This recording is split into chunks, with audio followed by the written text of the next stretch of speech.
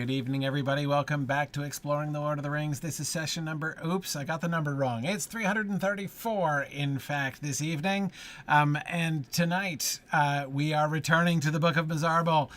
We've been doing, for the last two sessions, we've been doing some exciting decoding of the graphical Book of Mazarbul as Tolkien drew it up, in which, of course, he supplied us with additional Easter eggs and further information that Gandalf could not read. So tonight, we're gonna dig back into it, and I believe that on this very evening we are going to get to the transition to Tengwar, where we're going to stop decoding Kirth and we're going to begin decoding Tengwar, and get to see how lovely Ori's hand actually was. But first, before we get started any further, one quick announcement, and that is that the Saturday after this one, so this coming Saturday is Saturday, April 26th, and on that Saturday, I will be in Belgium for Willowmoot. Really looking forward to connecting with our European friends again in Belgium at Willowmoot in Leuven, Belgium this Saturday. But the Saturday following, on May 3rd, is the May showcase for our space program. If you haven't attended one of the special biannual space showcases that we do, they're really, really fun. It's a great way to get an idea of like all of the cool things that are happening in the space program and how space classes work, if you've ever been curious about that. What the showcase is it's a full day on Saturday, May 3rd, in which we have 30-minute sessions, and they're like little mini space modules. We call them space capsules. So we'll have like a whole series of space capsules on many different topics. These are like actual little mini classes being run by many of the professors that we have from our space program. And many of them are teaching on topics that they're going to be doing full space modules on later on in the year. So anyway, you are it's free to attend, and everybody you can sign up for as many sessions as you like. And there is a registration link. Yes, Druid's Fire just gave the registration link, and we'll make sure to post the link with the video as well. Encourage you to come join us in May for the May Space Showcase. Always a really, really good time. All right, so that is I noticed I kind of sneaked the second announcement about Willowmoot in there. That was slick, I thought. Okay, back to the text, and let me bring in once again our very patient and indefatigable special guest, Chad Bornholdt. Chad, good to see you here this evening again. And hello there. We are ready to go back at it with your able assistance and advice as always. Okay, so and by the way, I titled the class The Orthography of Ori, mostly just for the alliteration, because of course I don't really know if his orthography is orthographic or not, but we'll see. Maybe the Ori... You'll know soon. We'll know soon. Maybe the orthography of Ori is not. So we'll find out. We'll find out. But okay, all right. So this is the first page of the Book of Mazarbul, which is where we've been, which contains lots of stuff. So we had the initial story of the battle and my first little introduction to how the Kirth worked, was kind of the top paragraph. We did the whole middle bit last time, ending with Balin is now Lord of Moria, and of course especially seeing the wonderful, I still think day is great, like the wonderful day on which the axe of Durin and his somber helm were discovered, and that the text, I think, really makes clear the link that is only implied in the published text, which is that the discovery of the axe of Durin and of Durin's helm really is the thing that enables Balin rather, to claim the throne of Durin, and to name himself by Durin's title, Lord of Moria. The missing line that Gandalf couldn't, or at any rate didn't read, right, which explicitly says that Balin took them for himself, right? So that, I think, was a lot of fun. And now we stopped at the end of the chapter at these 6 stars before we move on, and I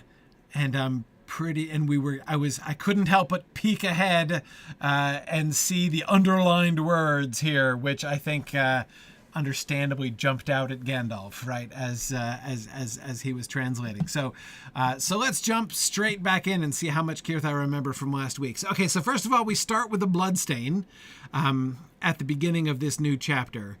And you can kind of see there's an M right there at the beginning. Yeah, I was noticing that. Hang on, I'm going to go into the... And then there's an R, but you really can't make out much more than that. You can see the top of an R right there. Right. It looks like might be the beginning of the second word. Yeah, maybe. It's difficult to tell. Yeah. But it looks like doesn't it look like an A? Like M-A?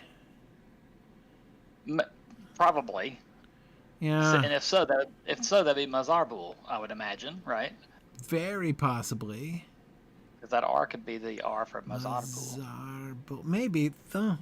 Yeah, I don't know. I mean, it's So actually, let's go to the next word because of the next word, I know what that has to be. Okay. All right. Or so at least I know that it can't be Mazarbul. Right.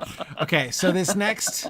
Yeah. So where do we start here? We've got. So start right past the blood. Right past the blood. To the left of that a little bit. Right there. Right here. Can you tell what that is? That's a tough one, but can you tell what it says? Let's see. That's looking like. That's a tough one. It looks a little bit like what?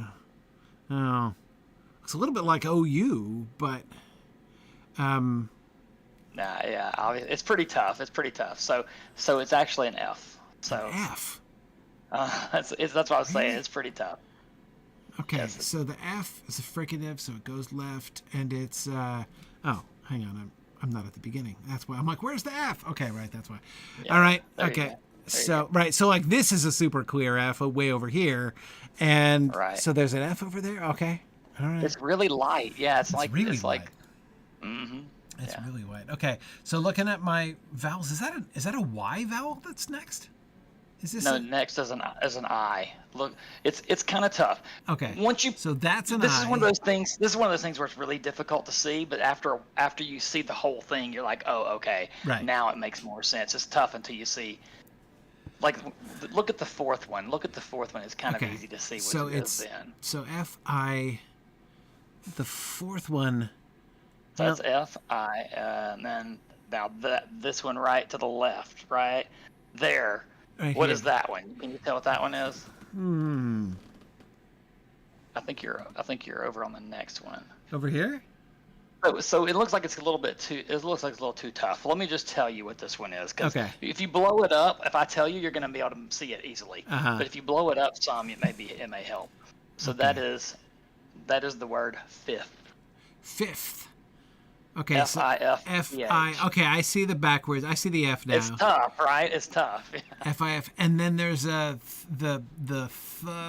which is okay, right? The downward stem, and then the left-hand flag.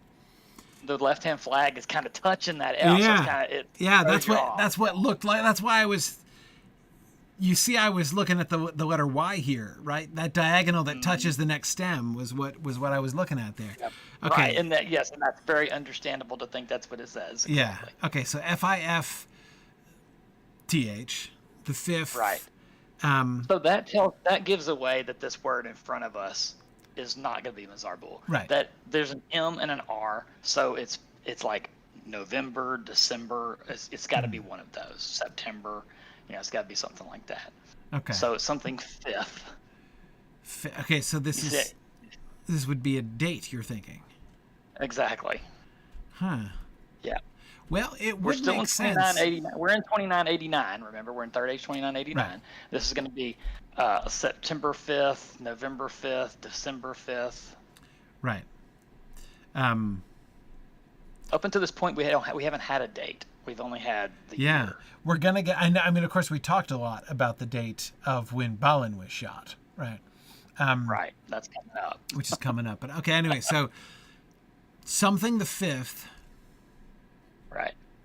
Sorry, I'm just thinking for a second because that line definitely did begin with an M.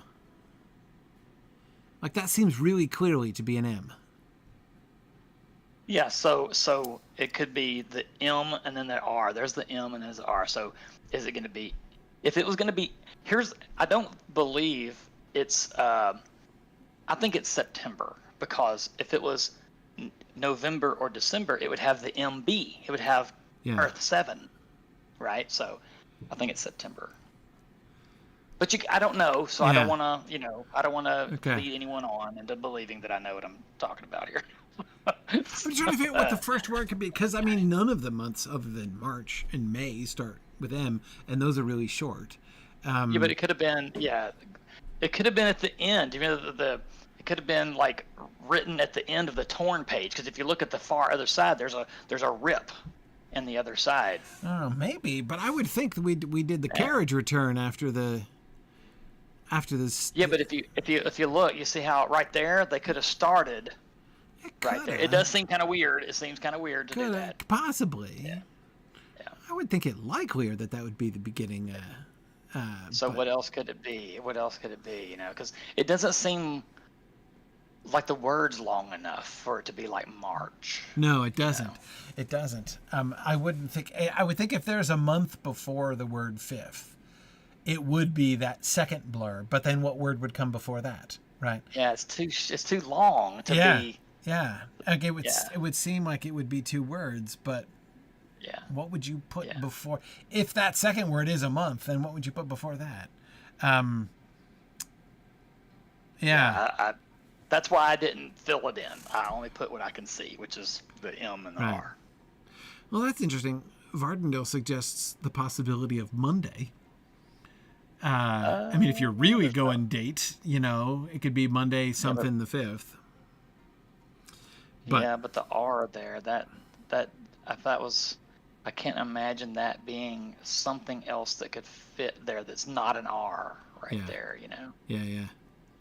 No, I mean, I agree that looks like an R. It looks too much like an R to be something else, Yeah. But I would be surprised. I'd be very surprised if that were all one word in there under the blood. Because it's very long. I'm good for that. It's very long. But anyway, okay.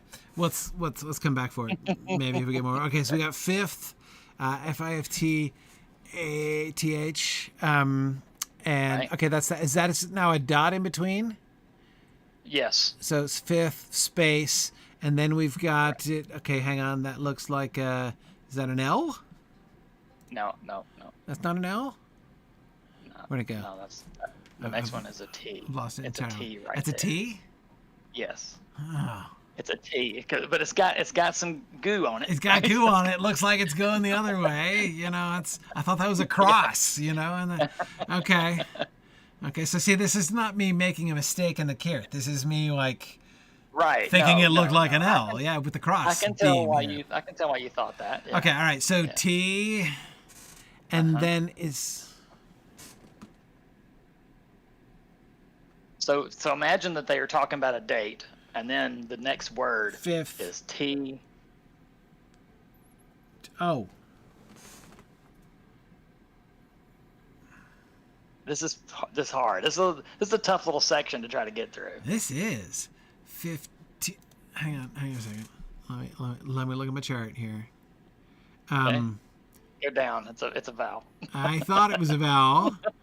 I'm looking at vowels. Is it at? No. I want to say it's an E, but it's all messed up. Is it an O? Yes, it's an O. Okay, it's an O. I was trying to decide whether all this crud in the middle meant anything, but I think it doesn't. Right. Okay, so 5th T-O. The next one. What is that right-hand turn it's taken down at the bottom? That's nothing. A problem. Okay. That's nothing. Yeah. That's a problem. Well, that's all I can see. So that one right there, let me just Okay, tell you, because yeah. that's a D. So it's TOD. At the D? Uh-huh. You see, it looks like a smudge right there in the center, though. You know how the D, there's a D directly above it. See Yeah. the D directly above Yeah, it, where it says exactly. Lord? Yeah, Yeah, with the two stems on the right. Yeah. Yeah, that's Lord. That word right there is Lord. Okay. And so then this one right here at the end, it's a one Kirth that stands for 2 letters, which is at the bottom right of your chart that I made. Right. So that's going to be some kind of diphthong. Exactly. It's a diphthong. It's a diphthong that's just done orthographically. It's down further. Is that the AY? Day. AY. Yeah. Exactly. Okay. So we got that here. That's what that big blob, but you can see the sloping top and then multiple stems at the bottom. Okay. Yeah. So it's something fifth today. Today. Okay. The next word's easy. Here's one that you can see really easily. Yeah, I got we again. Yes. That was our first word, right? Yeah. Can I just say, interesting that it's still speaking in the first person plural, right? First person plural has been the whole voice of this text, which is kind of interesting. Right. Okay, today. Sorry, I'm coming back to my bloodstain now. Yes, whatever that says. Yeah.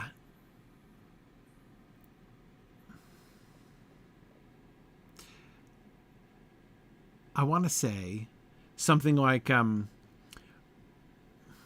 can't imagine what it would be.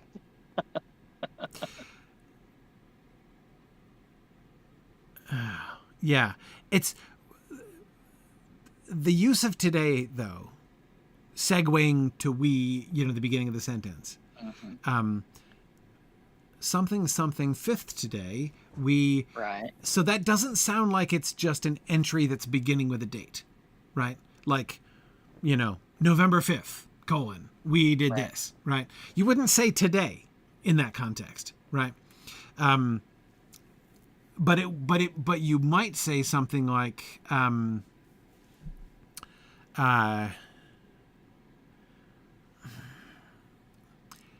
trying to, I keep trying to squeeze the M in, but ignoring the M for a second that we can read, it would, something like,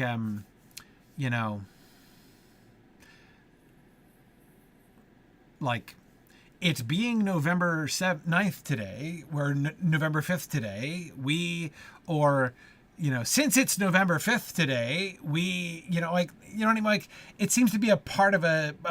There should be syntax there and not just like journal entry kind of thing. Right. The likelihood of it being September, November, or December would require him to not put the MB Kirth. Yeah. The single Kirth that stands for both, because all three of those, September is MB, November is MB, and December is MB. There's not a month that has a B and not an M. Yes. Unless I'm going crazy, but I don't think there is. Yeah. So it doesn't seem like that can be it. Yeah. So that's why I left it off. I can't tell what it says. I just saw the M. I saw the R. There's something there, right? I like Fencing Frog's suggestion. He says maybe it's a holiday with a proper name. February. February, October. No, we're talking about M. We need an M, not a B. Oh, an M with no B? Right. Yeah. We need an M with no B. Because that's why we were saying earlier, it says fourth dauntless said March. March would require the, only one more Kirth between the M and the R. That doesn't. So that's why we can spend forever talking about this. It's not right. So as Bob says, it could be March, but March. Yeah, that'd be the backwards. That'd be the backwards B. It looks like the backwards B, right? So, yeah. Yeah. Yeah, just like the silver up here. Okay. Silver, Anyway, exactly. all right. Yeah. So I'm gonna at least briefly resist the temptation of the bloodstain. Okay. Fifth After we today. go a little further, we can try to think about We'll it, come back or again. people Yeah. online can Okay. think about it. Yeah. Fifth today. We and that's definitely an F. We. Correct. Hang on. That's a Z. No, The third that's letter. The third letter is it? What's that's that the one? one that looks like, that's the one that I always say looks like a Dream Theater symbol. That's ND, That's ND. as in Fundinul. What am I thinking of? I'm thinking of the one that looks like a. Oh, that's right. The Z looks like. Okay, it is the two things, but it's not. Okay, gotcha. Yeah. Okay, so that's the ND, right, from Fundinul. Okay. Right. All right. So, found then. Found, FOUND. exactly. We found. Fifth today we found, and then the underlined in red. Underlined and outlined in red. Right? Every letter is outlined in red. Exactly. Yeah. We found true silver. No, just kidding. It doesn't say actually mber this time. This one says actually true That's not silver actually. with an actual V. Right. And you can see not only did he not connect the bottom one to make it mber, but Right. there's a long extravagant tail on Right, that V. real. Right. Yeah. He's like success. You know? Yeah, absolutely. Right. It's So it says TRU schwa. TRU schwa. Right. SILV schwa R. Right. Yep. That's what I was. Yeah. That's what I was thinking. That's what I was seeing. And the red outlining is really remarkable. Like we can see the red underline and the red coloring in with Balin is now Lord of Moria, and with Durin's axe, but that's just coloring in spaces. This is like they wrote it in red and then they wrote it over in black so that you'd get that really Right. cool So effect. it's over it. Yeah. Yeah. Like the red was bigger. The width of the point on the red was bigger than the black. Yeah. And people are suggesting a new hand here in this section, and I think I agree. The strokes do look finer. Yeah, especially fifth. Fifth looks like they were running out of ink. Yeah, it does. But even like we found, look at how delicate those strokes are compared to the much fatter letters. Right. You know, even in like, like even not the big, huge capitals, but like now Lord of, right, in that line above. Like now, like that's potentially a bad data point because that line is supposed to be like in boldface, right? Right, but still above that. Even. But yeah, still above that. It's still not as the lines are still less fine, or at the very least, it looks like they're using a different pen, even if it's not a different writer. So I was visualizing Tolkien intentionally writing smaller. Yeah. And using a different pen for sure to make it where the lines themselves. Yes. Or the minims, if you'd say, like they're thinner, you know. Yeah, absolutely. So, okay, so the fifth today, we found true silver. Okay. true silver, and this at the end, I couldn't figure out what that said, so I didn't. So it's the not most clear enough for me. no, but the most tantalizing thing about it is it doesn't look like it's black. Like the ink looks a different color. Yeah, it's almost like it's really light, like it was running out again. I don't really have any, but the very beginning of the next line it gives away the fact that this is the first half of a word. Right. That the second half of the word ends on the very beginning of the next line. Okay, so the very beginning of the next line. Is this another M at the beginning? Mm-hmm. Okay, and that looks like a B. Okay, so we got M-A. And then it's a little tough here. That is a little tough.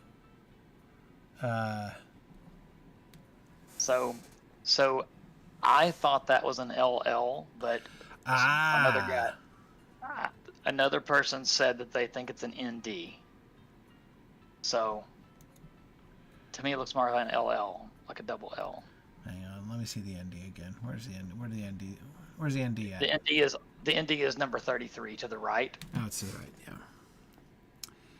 Yeah. Right. There you go. Well, And the LL is right below it. Yeah. Yeah. Okay. Keep in mind, everybody who's watching this, this is not the way Tolkien made this. The People have chart. been Yeah. here This is time. This is Yeah. This is the special chart. This is the Chad chart. This is the Chad chart. Okay, so it looks like two verticals. I mean, the one thing I mean, you can see the horizontal line, but that's been misleading before. The one thing that's weird is that it really does look like there's business going on Something the tops. else. Yeah. Which makes me wonder if the big horizontal slash that makes it look like an LL is wrong, or is a smudge or a slash, and because that second one could be R. The second one, I believe, is an A. I think No. I'm sorry. I don't know. Oh, you mean the second L? The second L. No, I don't even know why I said second. The first of the two, right here. The first upright after the A looks like it could be an R. Like you see the things on either side there? And then the one to the right of it could potentially be a TH with the stem off to the left. That'd be Marth. Yeah. Surely it's not talking about touring. Can you really rule it out that Tolkien was writing something and ended up digressing and talking about Turin? So if it's M-A-L-L, if it's M-A-L-L, if it's M-A-N-D, mand, right? So there's obviously they're not talking about a mall. So, no, I'm talking about a mall. Right. So mall, mand, marth, if whatever, but that's really all I could get out of that before I had to skip over back to where we was, where you saw the we. There's another we directly below that we. Yes. You can see it pretty easily. Yeah. The writing becomes very clear here again. Hang on. So that's we L. Well, I'm talking about to the left of that. Look, 3 characters to the left. Oh. There's a W right here. There's an R. Go to the right just a little bit. There's an R, and then right there W, and then there's another E. That's we. And then there's something else. Mm-hmm. Whoa. Okay. I wouldn't have got that one. What's to the left of the? Yeah. What's to the left of the we? This one's hard. That's hard, and I assumed that was an A. But I can't tell what that word is in front of it. But it ends with an R though. Right. Okay. All right. So we, and then this is. If it's we, then that's not really the word, because the next thing wouldn't make sense. It's got to be the end of a previous word. So just go to this WE that you can easily see, and you'll see what I mean. All right. So this is WEL. Correct. And is that an F? Correct. Well forged. Okay, we know what that word is. Okay.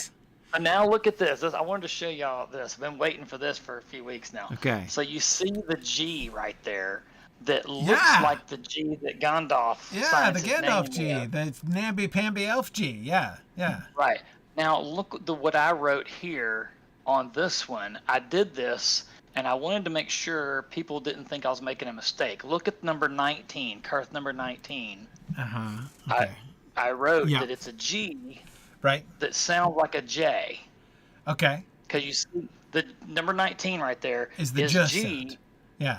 But it's the J sound. That IPA under that is the J. Right. Whereas number 29 is the G that sounds like the G sound. Right. That's why when we first started talking about how there's this G that looks like a K. Yeah. It's a different G than what we're used And to so seeing. are they consistently using the K one for hard G Uh, and the Gandalf one yes, for, right? yes, Um, yes. right. I'm not positive if there's another example of this in the just. Yes, there is. I just saw it. Yes, there is. Okay. So I just went forward and read again. So yes, But they there's don't another. use, what do they use that Kirth number 14 for? The J one. So there's if we were to find a J that sounds like J, Right. then you'd see that. We'd see that. But when we So see basically, a G if he were that sounds transliterating like January, he would J, yes, use that. he would use that one exactly. But when there's a G like forged, Right. he's going to spell it with the Gandalfian G, which exactly. means that in Erebor they would call him Jandalf. Well, no, they would write it with number 29. They would write it with a K. Right. But if they saw him, if he wrote his name in Kirth, If he wrote, and if they he wrote read as it in Dwarf, Erebor, right, they would read it as Jandalf. Yeah. right, just like the GIF thing, right? So it's Yeah. not graphics. That's right, exactly. graphic. Yeah, Yeah, exactly. exactly. A GIF, if it's Because- if it's Gandalf in question, then it is a GIF. Yeah, Because the Angerfas Dairon, yeah, which was the Elvish runes, right, uses 19 for G, right, which is why Gandalf signs his name with that one, because he's signing it with elf runes, not Right. with dwarf runes. exactly. But then the Moria, the Erebor dwarves use 19 for J. Right. Which we only know that because of reading Well Forged. Right, right. So if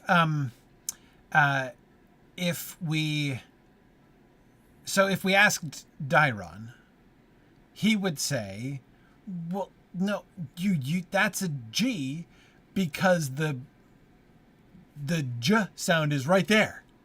Like that's the J sound. So you don't need another J sound. You just use that Right. J sound, and the two stems are what correspond to the K here, right? Right. So like the one stem up is the Exactly. K rune, and so this one is obviously the G rune because it's a voiced version of this. And so Dairon If- would be like people, right? If you compare this to Tengwar, that matches up exactly. Yeah, exactly. That exactly. 19 should be G. Should be G because it's the voiced version of K. That's why I stuck the 29 off to the side. Yeah. Because it's doesn't It's weird. match up with. It's weird, but it's Erebor style, man. Like that's how they roll in Erebor. Yeah. Like you can't tell them. So okay, right. That's kind of amazing. All right, well that's really interesting. So well forged, and you're right. Like once I got to like WELFO, like I just stopped reading because I knew what it was because I was waiting for that word, right? But I would have totally overlooked that very distinct G rune. And of course, by the way, it's perfectly obvious why Gandalf is emphasizing what he emphasizes, right? I mean, like when he's jumping around, like, we found true silver, like that jumps right out at you here, right? He then jumps. I mean, so if we go back again to what Gandalf is actually says, I can see we found true silver, and later the word well forged, and then something. See, you're right with a G. That's where the G right there. Yeah, that's it. And then something. I have it. Mithril, right? So he's reading. These are almost in a line, straight down, and they're really and they're all really clear and bold. And it took him a second to get Mithril because you can see the MITH and the R, but then the end of it is blurred, but it's underlined. And in the context of true silver, he's like, I have it, Mithril, right? He can, because he's not going to Gandalf does not have the time to spend like we've been spending, trying to puzzle out each letter. Especially with Pippin throwing stuff down the hole. Yeah, I mean, exactly, right? I mean, So and you see the smudges on the sides of it. Yes. And these few words are very easily read. Yes. We found true silver, well forged, mithril. Yeah. Right? In And these if you 3 look at the lines, book, these are the bits that you can read, obviously. and the rest of it's really hard to read. Yes. Yes. I can read a little more, but you can see why he says, well, it's all smudged. I can read, we found true silver, well forged, mithril. Yes. And the rest of it's smudged.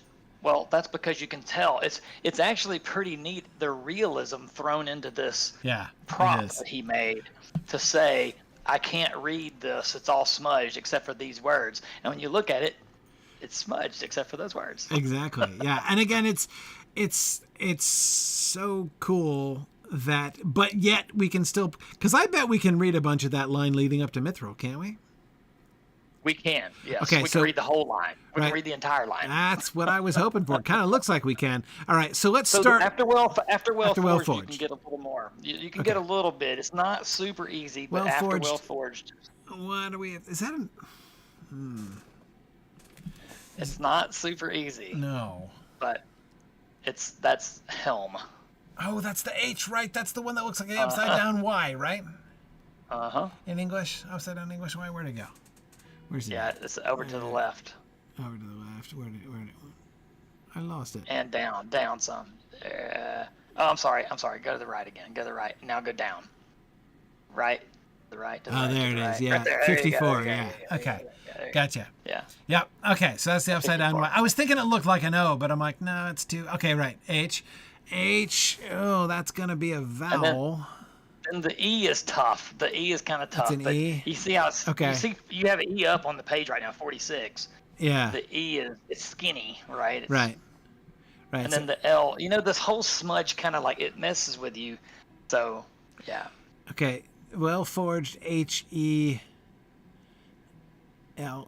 Is it helm?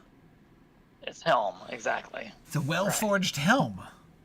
Okay, Right. so this addresses one of the questions that we had when we were reading the text, and one of the debates we were having was the relationship between how the word well forged lies between true silver and mithril, right? Right. When you were talking about this on the show, I was thinking, oh, this is going to be neat whenever they finally listen to me tell them what it says. Because if they say it's a well forged helm, then it may be. Perhaps it is a mithril helm or a true silver helm, but it's an artifact that's been forged. It's not talking about like the process of making mithril out of the ore or something like that. Well, so far you don't know whether or not the helm is made of mithril. You just know it's well forged. That's right. But Well forged helm. You're going to know whether it is or not. Okay, let's carry on. Another thing I was going to say is like the way that this is. If you're just reading the book, it doesn't give away that true silver, well forged, and mithril are not right next to each other. Right. When he says it's smudged, you can't. He may be reading. We found true silver, well forged mithril. Mithril. Like they could be consecutive words, or yeah. And then you see now, no, that's not true. Yeah. They're on three separate lines. Yeah, absolutely. Okay, so this? So helm was at the far right, and there's something else. Is this There's an N? something else.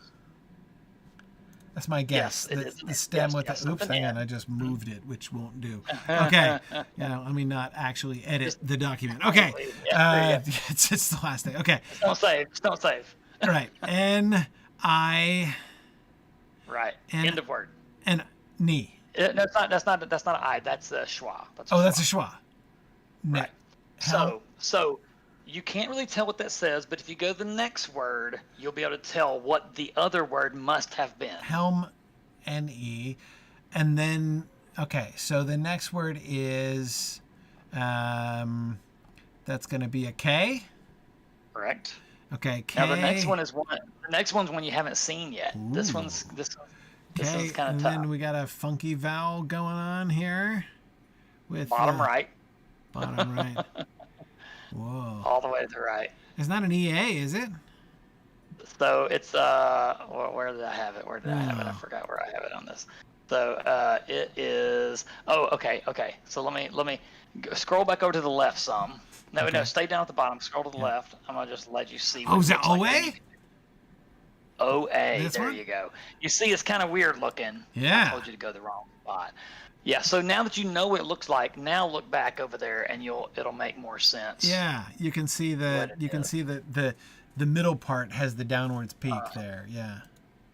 Yeah. So KOA. KOA. And then that's what is that? A T? Right. So Coat. well forged helm, something NE coat. Uh-huh. It's fine. Fine coat. Well forged helm and fine coat. They found another mithril coat? Oh, no way. Oh, no way. And here Balin is like, it's almost as one as we gave, as nice as the one we gave, like Thorin just gave away to that burglar chap. Right. Oh, man. Right. Okay. All right. Fine. Graham says, now they can buy 2 shires. Okay. Fine coat. We're going to reunite Arnor. One mithril coat at a time. Okay. All right. So this is. Is that an M? Mm-hmm. Okay. Fine coat.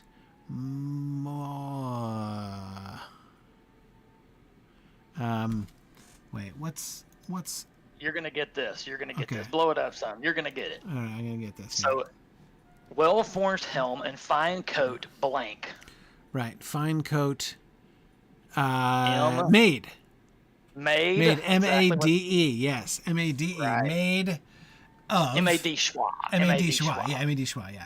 M-A-D schwa. No, that's double L. So That's what's right in front of the? Oh, all. What's right in front of the double? Made. Right. All. And then that's the V. Made all of. Made all of. Oh wait, this is going to be purest mithril. Purest. Yes. Mithril, exactly. Yeah. So, we found true silver. Some other words, something else. Well forged helm and fine coat, made all of purest mithril. Of purest mithril. Yes. Yes. And then what after that you can't really read because there's a hole. Mithril and that really solid blur. There's something bad there, and then we got a hole in the page.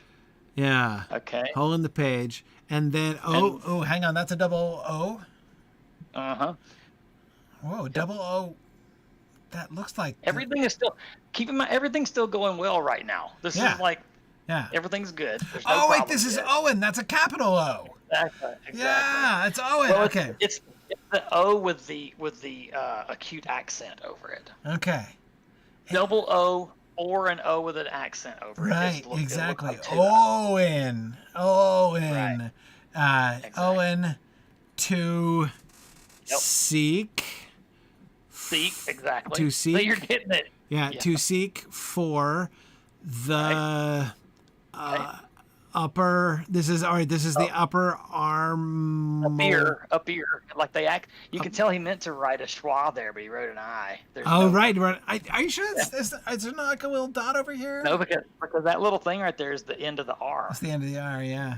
Maybe they just kind of blend in a little bit there. Maybe. Upper. Yeah. So up ear. Upper. Right. Armories. Hang on. Right. Is this just an O?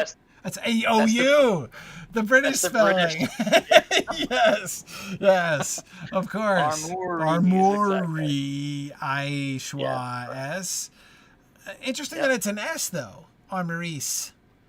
Yeah, instead of a Z. Instead of a Z, so he's being totally orthographic here rather than phonetic. Yeah, exactly.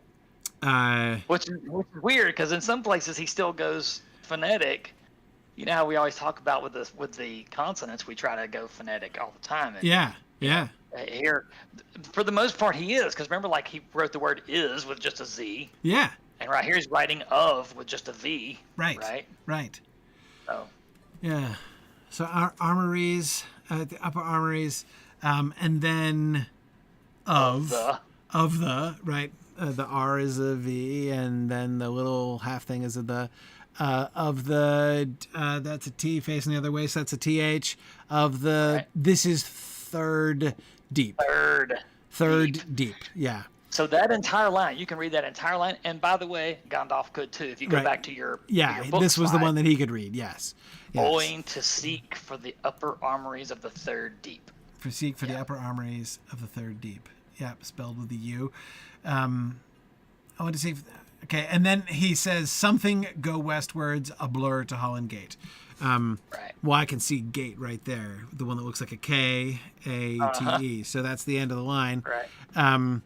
It's interesting because gate is really blurred, but Gandalf made that out no problem. Yeah. He probably extrapolated it a little bit. Anyway, okay. Right.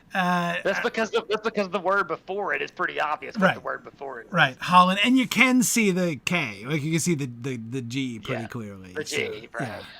Yeah. The G. Yeah. Yeah, because that word's Holland. You can tell that really easily. That's Holland. Yeah. Holland is clear. H. Oh, though HO is a really weird combination because those two Kirth look almost exactly the same, depending on your handwriting. Like, I mean, especially because he puts a little stem at the top of the O here. Yeah. Yeah, it messes you up. Yeah. So it's like the TP with the long stem on top, and then the TP with a little stem on top. And anyway, okay, but it's all good. It's like when people are trying to write an N in Tengwar, and they make the stem too long. It looks like a DH. It looks like a DH. So, yeah, exactly. Yeah. Exactly. Okay. All right. So let's start at the beginning of the line. Of the third deep, upper armories of the third deep, and then we've got. So the first couple of letters are tough, but it looks to me like it's an R and then a schwa. But there's something else there, so I couldn't really tell what that is. But if you just start on that G, that's then you'll see. Go westward. That's go. Yeah, that's go. Go westward. Go so westward. I couldn't tell what that first word is. So owing to seek for the upper armories of the third deep, go westward. It's schwa R. Yeah. Well, it looks like R schwa to me. R schwa. Yeah. But I don't know. I could be wrong. So it does look like her. I see why you say that. Yeah, but look, there's something in front of the R though. There is. That's the end of the word. Okay, everybody. Yeah. So what is the word that ends in RE that would come syntactically before go westward? Because it's the beginning of a sentence, it seems. Owen to seek for the upper armories of third deep. My thought was, it doesn't match up with what I saw, but I thought maybe it said armories of the third deep and after go westwards. Oh. But the T, it doesn't look like a T would go right there, Yeah. Because a lot of times, matter of fact, you're going to see at the very beginning of the next page, Tolkien would write the R-E. You know how like we write saber, S-A-B-E-R, and they would write S-A-B-R-E. Or like theater or center. Like theater, exactly. So I expected this to be something like that, Possibly. So Possibly. I'm not positive though. I'm not positive. I've never seen that done with after, but yeah. Though I could see this being a T, by the way, that especially because it's kind of ripped, like the page is ripped off there, so we're not getting the whole thing. But it does look like an R. Couldn't that be an L? It's hard because the downward, the right hand downward stroke of the R comes pretty close to the stem, so it could just be that. Yeah, I don't think he's talking about Errol. Right. Errol the Young comes out of nowhere, and yeah.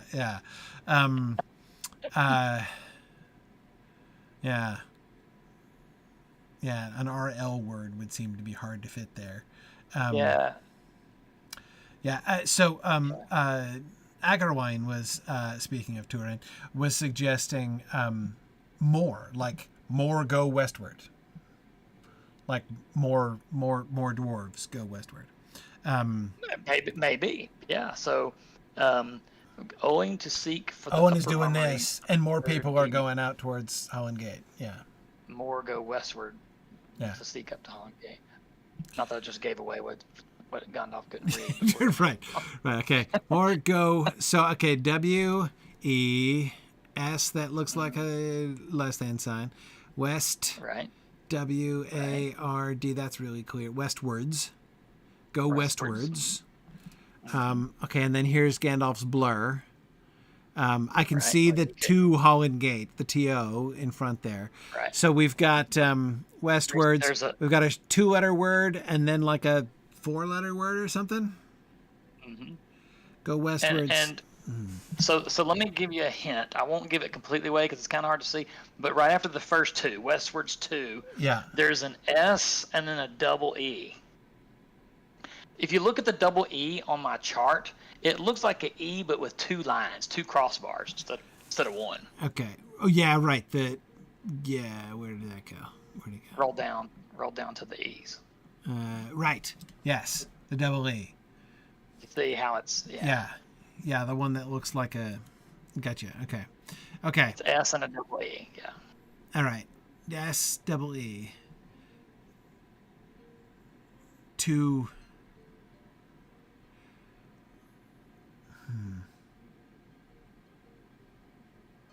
So, the only thing that because this is a 2 to me, right before Holland Gate as well, right? So is this another TO here after westwards? to the Holland Gate. Yeah. To that right, the little thing, right? That little line, that little thing like a pop. Yeah, I dismissed it as a dot, but it's a the. Which is unexplainable, right? That's believable. Yeah. So here's what I think it says. I think it says to seek up to the Holland Gate. Oh, to seek up to the Holland Gate. Okay. Mm-hmm. And you see it's not really easy to see, and if that's what it's supposed to say, it doesn't look exactly right. But to seek up to the Holland Gate.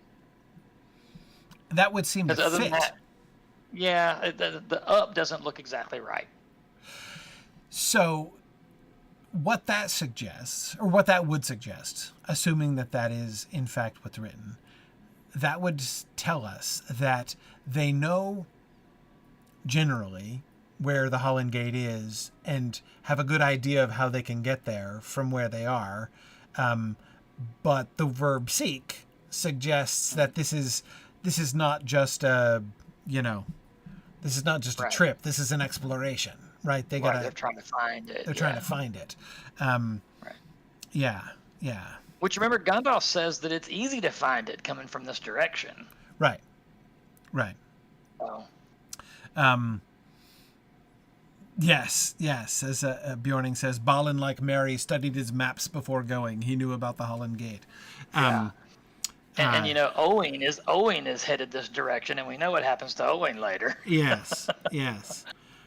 Owen is gonna find his long home at the Holland Gate eventually. Yes, exactly.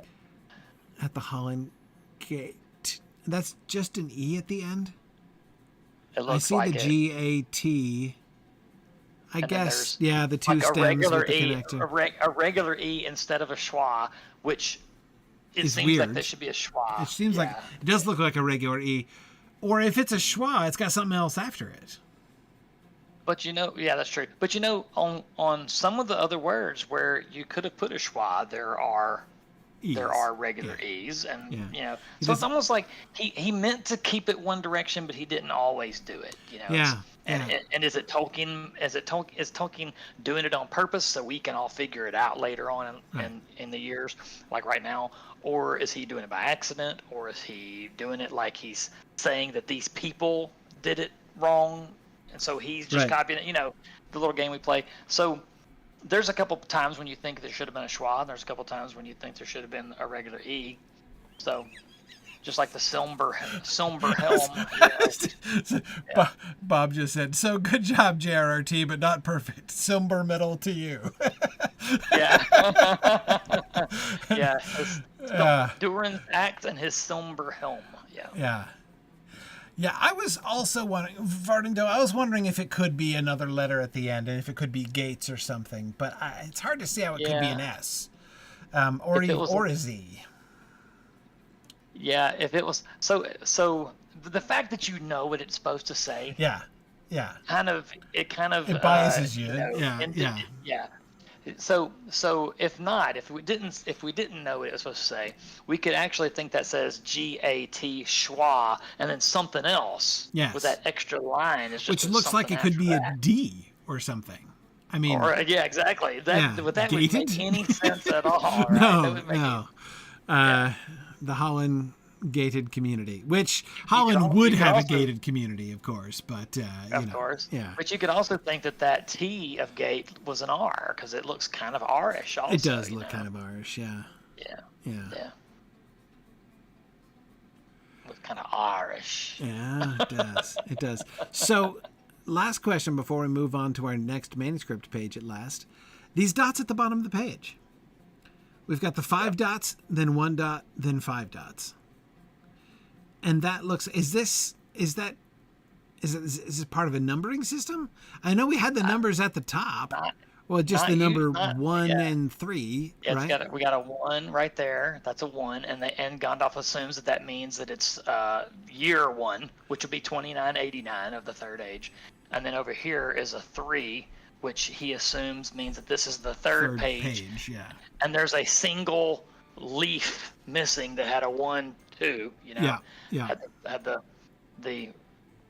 verse, the main one in the Right. verso. So Right. so there's 1 missing. Right. So there's 1 leaf missing that had page 1, 1 and 1, 2 on it.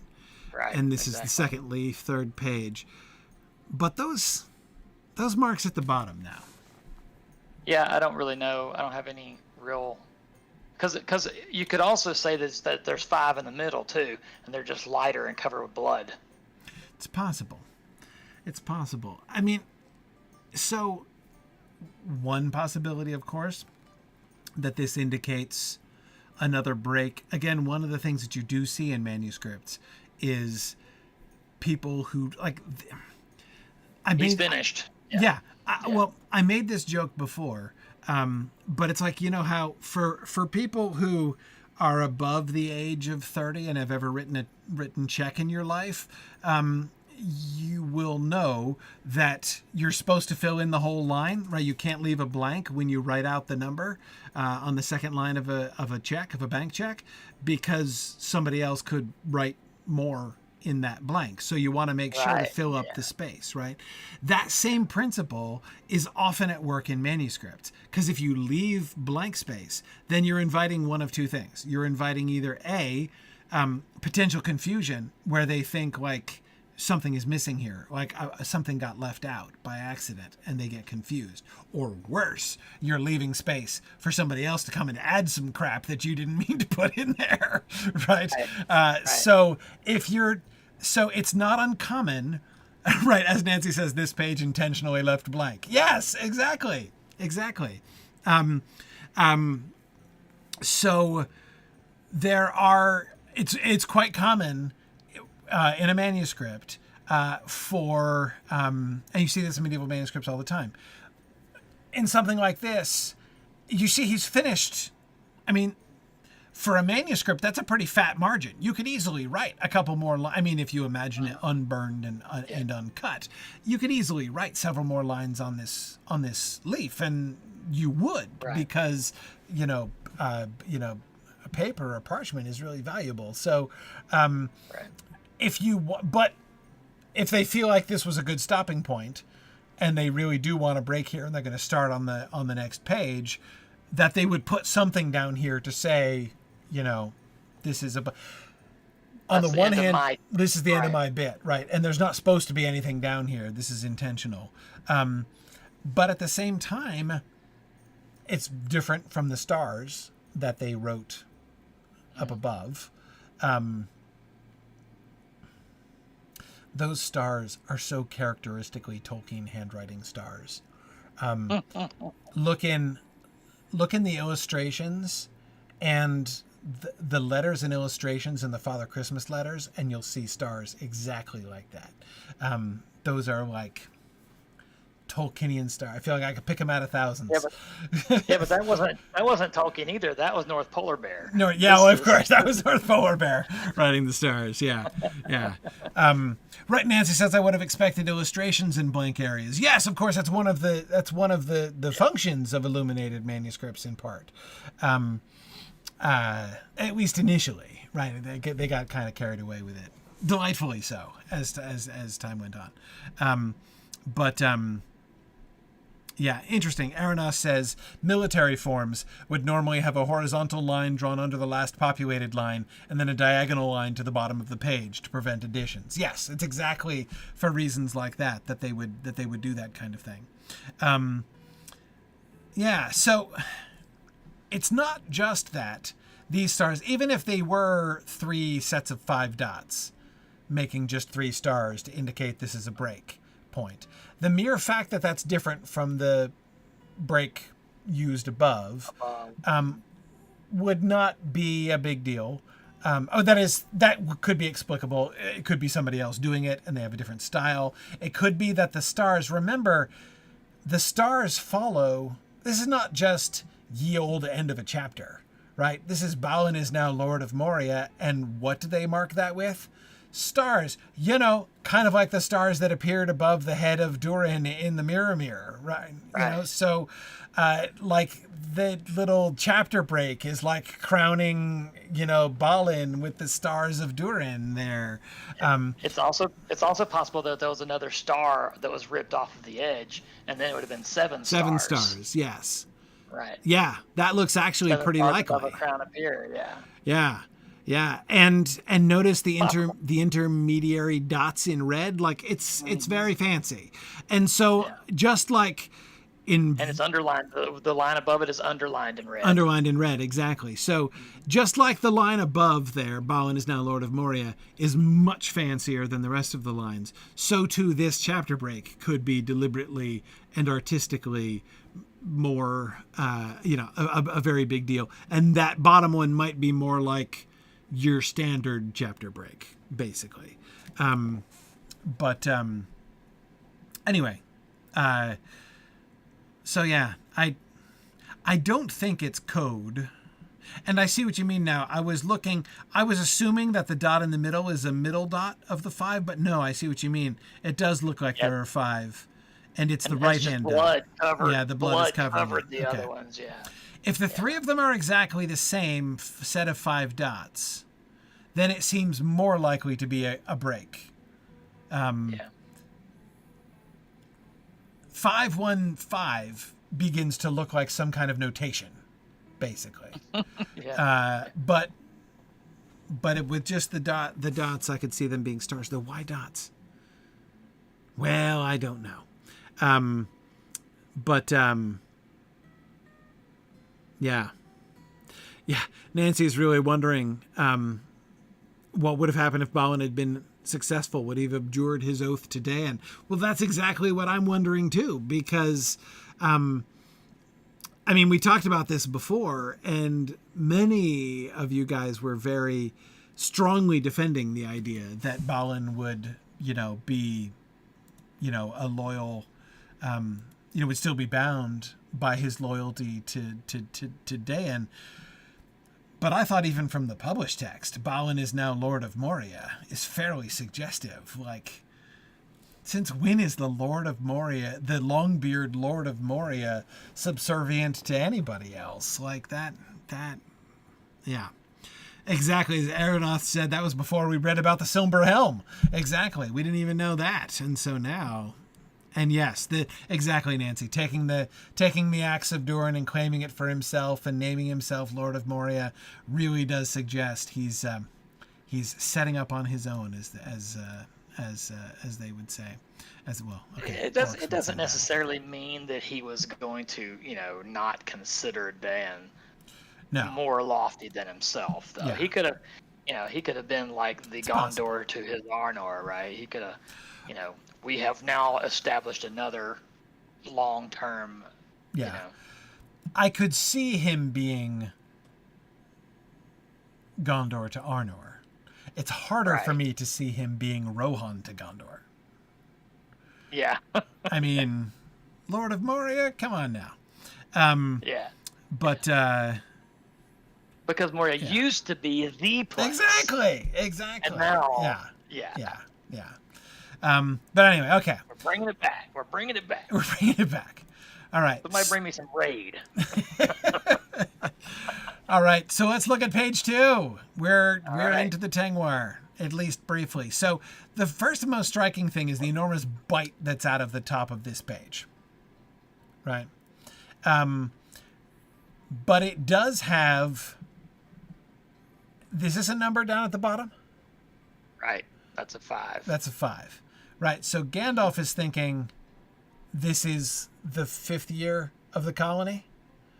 He assumes. If you go back to the book, he says that. So since the first year of the colony was 2989. Yeah, see there we are. Big number 5. The 5th year of the colony, I suppose. And the first year of the colony was 2989. This must be 2993. Yes. It must have been written in 2993, right? Right.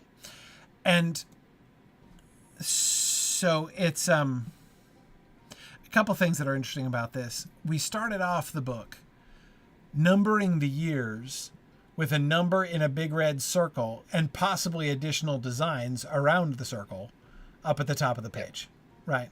So that was a big old fancy 1 heading, like illuminated 1, not really illuminated, but close, like decorated 1, let's say, at the top of the page. And then the little page number in the upper right-hand corner. If we're putting the year down at the bottom center of the page now, we've adopted an entirely new formatting structure for this book, which... It's almost like somebody else put a bunch of 5s on a bunch of different pages. Yes.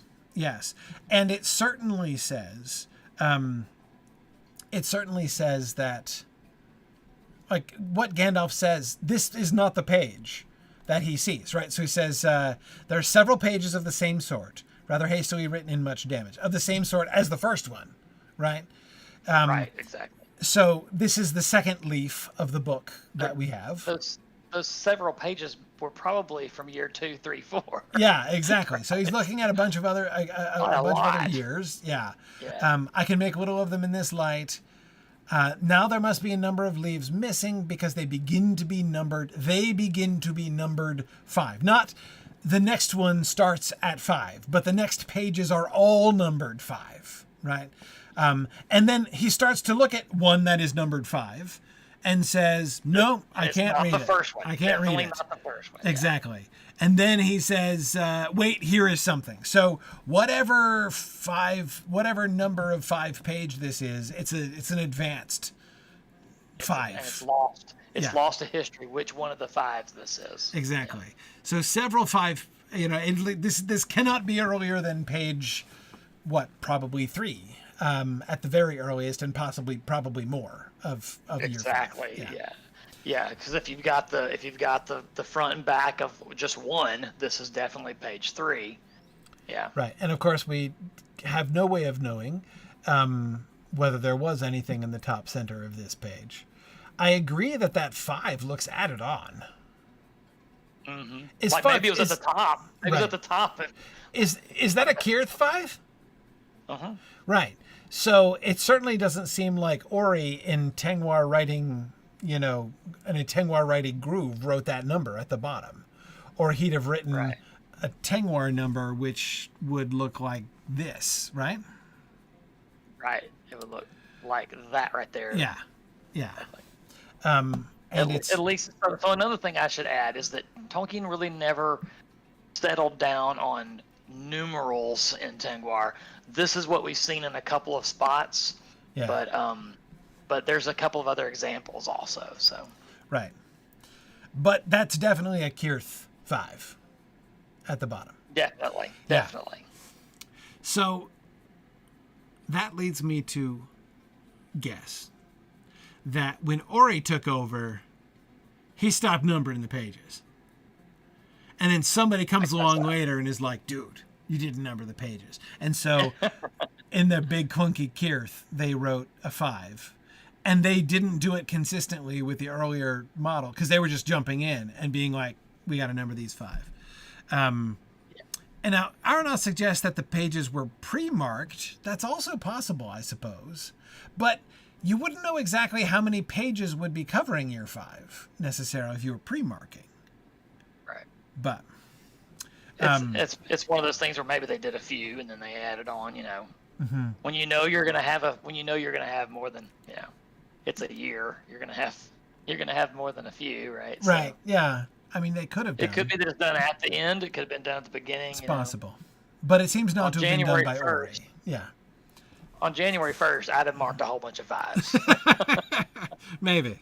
I'd have probably done it on 2 Yule. Right. Okay, so let us look. So presumably, this page, given Gandalf's exclamation, "Here is something," a large bold hand using an Elvish script, sounds like this is the first, so this is the beginning of Ori, right? So this is Ori's first page, presumably. And, okay.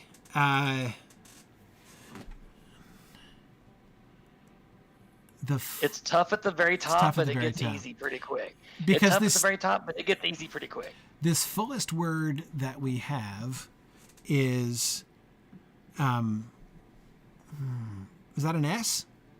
Mm-hmm. Okay. And it looks like there's something up above. It looks like it's in line 2. I believe that above it is an ore, which would be an R. An R? I think that's what that is. An ore? It's not real easy to see, but it looks like it's an Ore, R. That's this one. Ore, which is number 21. Yeah. Okay. So this is okay. Now hang on. We're doing this is Westron mode. Tell me about the vowel situation here. We're not using. Right. You see. We've got the whole vowel stuff going on here, right? Mm-hmm. Right, the I looks like an I. It looks like an I. It looks all right. like Well, hang on. I gotta familiarize myself with it because I don't know the vowels because I know English mode, right? So this is a whole lot like the Westron is quite a bit like the Beleriand mode where you've got now the C. You see how the C, the Silme Nuquerna, the inverted that's a one. C. Yeah, It's right kind of like we do in English now, right? Where okay, so they have a letter for soft C in this one. Right. Exactly. Okay. All right. So we've got when it's kind of like what we do on English where we kind of reserve the S, the Silme for S that sounds like S, and the Silme Nuquerna for the C that sounds like S. Yeah. Right. Okay. So the Silme, the S here, which points up, is S, and the one that points down is soft C, and then this is still the Z sound. Right. The double. Esse, but esse is an S that sounds like a Z. Okay, that sounds like a Z, and all right. So, hang on. So this Anna and Vilya, these are vowels. Yes. Okay, the O. Anna is O. Anna is O, and Vilya here is A.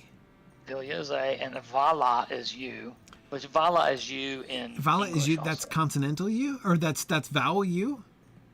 Right. Exactly. Okay, that's vowel U. Remember, we use that as a W. As a W in English mode, yeah. And we use it for U diphthongs. Remember, we use that for U. Right, yeah. There's the carrier for the. That's the one y'all get in trouble for, right? Right. Okay, so we got the U. No, how do you do E? Where's E? Yanta, which is. Yanta, the one that down. looks like the little mini lambda. Exactly. Okay, the little mini lambda is an E, and the O is a W. Okay, the O is a W.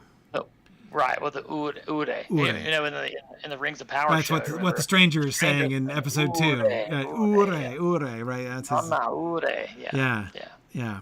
Okay. All right. So, at least now I will have a so just I say brief review. I know for many of you it's not a review.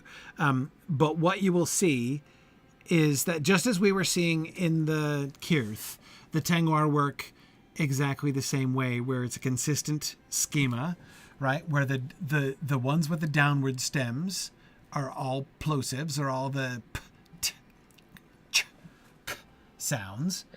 And then if it has a single bow, it's unvoiced. If it has a double bow, it's voiced. So you've got T and D and P and B, right, correlated with each other, ch and j and k and g, with no confusion about what makes the g sound here, because we're not having any Ereborian nonsense about that.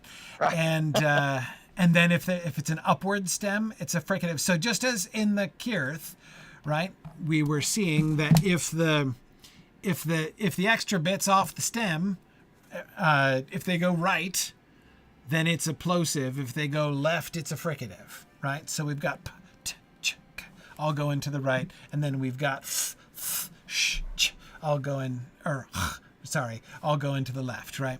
And so in Tengwar, it's similar, except instead of going left, it correlates with the up and down stems of the letters there. And once again, the voiced versions are the double bows. Okay, so that's all easy. Now so we've got the nasals here in row 5, N and M, N, because it's voiced, N, and then M is closed, and so it has the closed bow. And here's our N and G sound. Okay, and now, so the R, because an R is practically a consonant, like a liquid is practically a consonant. So we've got the Ore, the R here. And that's the one that comes before another consonant. In English it does, In but English in this one, but not in here. Okay, so right. I'm gonna. Look, I barely get the R's straight in English mode, and now I'm gonna get all messed up again. But that's okay.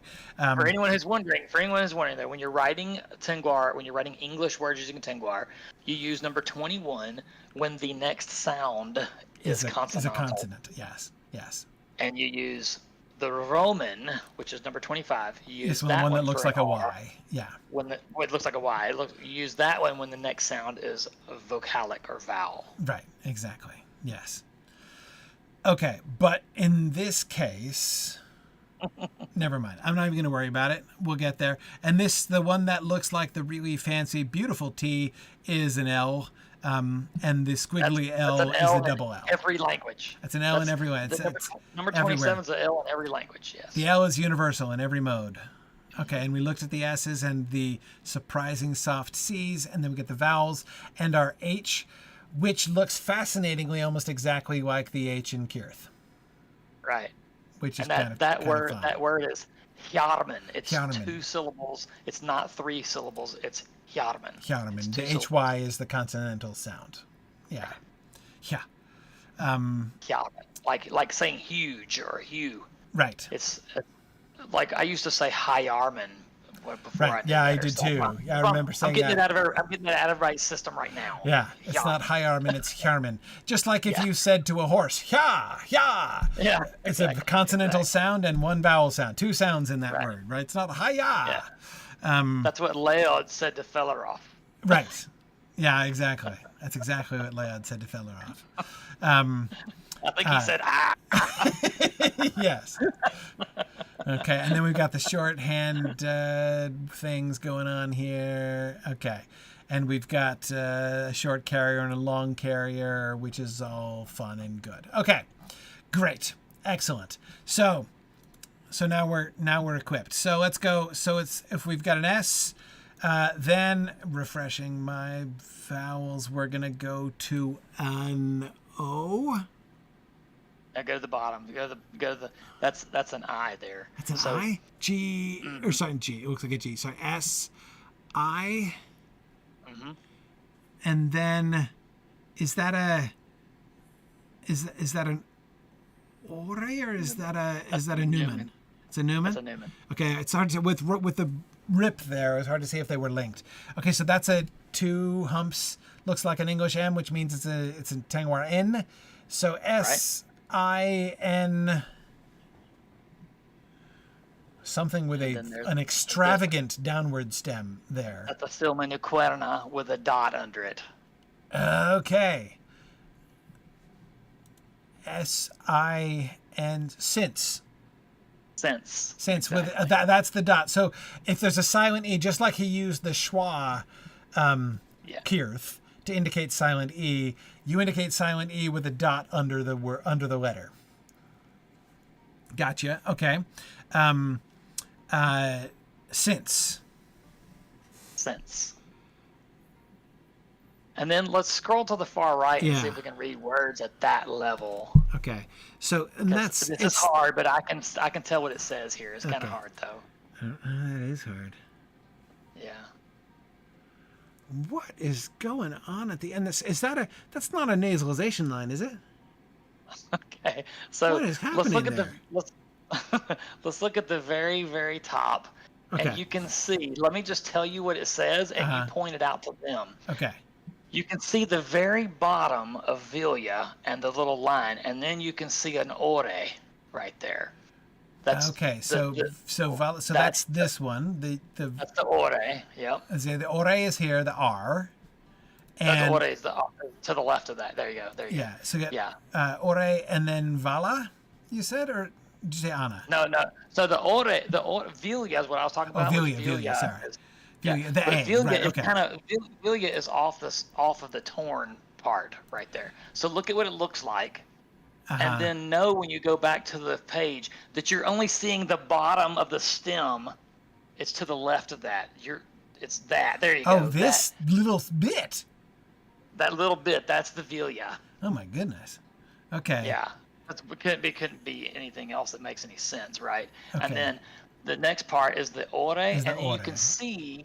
You know how we do the hooks for the S's, and you can hook it for an S, or you can make like a one of those ribbon looking S's for a zarinke, you know, like the Z. Sarinke for the S hook, and the zarinke for the Z hook. The Z hook. Z hook. So that is ers. Rs. Like ARS. ARS with voiced Right. S. ARZ. Rs. Right. So I don't really know this, but I just assume that's probably years. I don't know that. Years. But tears. probably. Yes. We haven't gotten Bears. to tears yet. Yeah. Bears. Stars. Could be stars. Tears for fears. I know, yeah. I was trying to resist that, but couldn't. Okay, all right. ARS. Speaking of shout, let it all out. Just let it all out, right? That's what we'll do. So the next line is pretty neat. So what you can see there. I'm so confused by this. Yeah, that one right there. You can see the yanta, which is the E. So that's the little lambda here. So that's yanta. Mm-hmm. And then there's a Vilja, which is A, next to it. With because if Vilja has the bow on top. Yeah, gotcha. Right. But then above it is an Ando. And then the long carrier. Wait, so that word. Which one's Ando again? It's tough. Ando is the ND? Ondo is the ND, yes. Ondo is the D. What we call D. What we call D. Top. Okay, Ondo. Yeah. Ondo, right, yeah, D. Yeah. Okay, so In Quenya, it's that's in like a D. Right, so, yeah. So that's a D right there. D, and then there's a long carrier after it.